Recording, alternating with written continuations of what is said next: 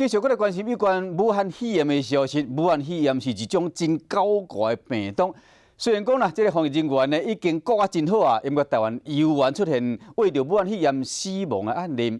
伫中国也有真侪台商想要转来台湾，也过就惊讲咱医疗资源无够，无法度负担，恐惊变成防疫的问题。啊，像讲即马上较需要就是符合隔离病房，因为目前全台湾敢若1,1间，这个病房内面的空气是透过专门的抽风口，将这个空气抽出了后，过滤了，再个排出去。这个医护人员都要穿防护衣，照顾住伫内面的病患，真辛苦。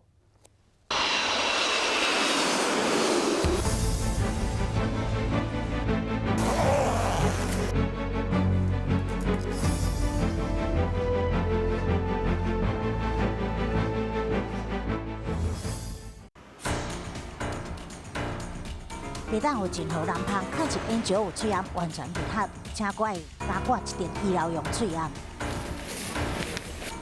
病医已经准备好，若是要照顾武汉肺炎的隔离者，这需袂通风的防护衣是医护人员上重要的一道防线。没有任何的肌肤或者是我们的黏膜接触到危险的东西，像体液之类的。我妈都去拜拜，就是希望我在工作职场上是平安的，因为其实她也都知道我是在第一线的工作人员。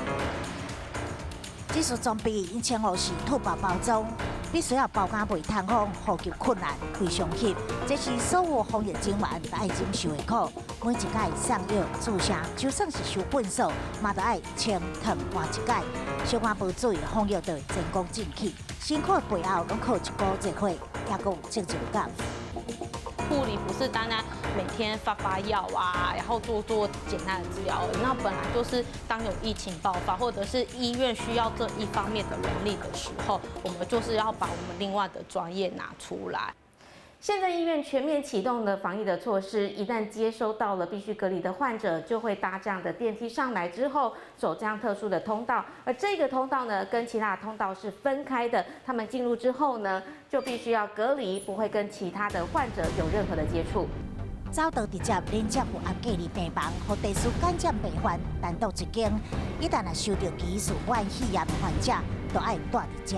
进去照顾这些病人，当然是有隔离保护我们，可是当我们要出来的时候，穿脱的这个动作的时候，我们要很小心，不要把这个在就是病室里面我们担心有污染的这些东西带到外面来。然后物理的性的，就当你的负压消失的时候，那个球就会滚出来了。除了特殊的负压设计，每道门的中间拢有缓冲区，病房内空气有专门的抽风口，把空气抽出来，经由高效率的离网啊过滤，再排放到外界。它不会飘出来，它不会飘出来。就算你开门的时候，因为有一个压力差，就你开门的动作的时候，本来会把里面的空气带出来，可你压力差如果够的时候，你把门打开的时候，空气是会往病房里面走。全台只有1100间的负压隔离病房是珍贵医疗资源，但是随着必须隔离的人数愈来愈多，资源应该如何分配是现实的问题。尤其长期以来，中国甲台湾互动密切，台商感受上深。第一批对中国回台台商，隔离14天后，总算会当回去厝。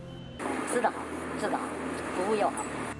单纯回家却因为分配问题，历经波折甲批评，因为要上百人停留伫中国，伊毋望回来台湾。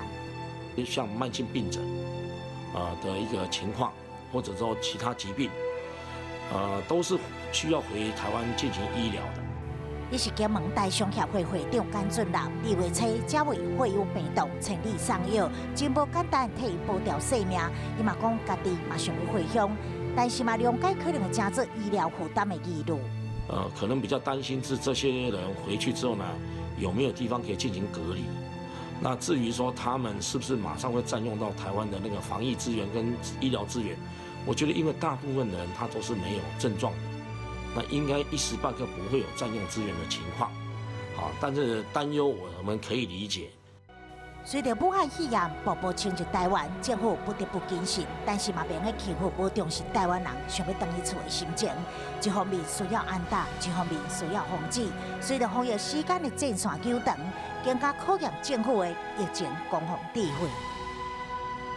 不胡来了！